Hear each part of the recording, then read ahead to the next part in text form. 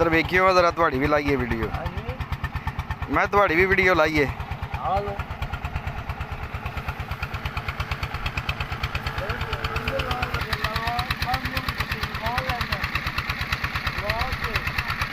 हाँ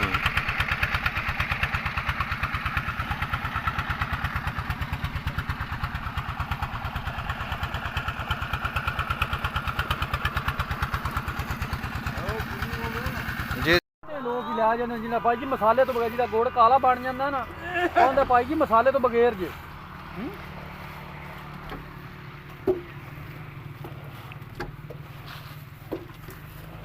ਉਹ ਤਾਂ ਹੀ ਤਾਂ ਉਹਨੂੰ ਸਸਤਾ ਦਿੰਦਾ ਗੁੜ ਉਸ ਨੂੰ।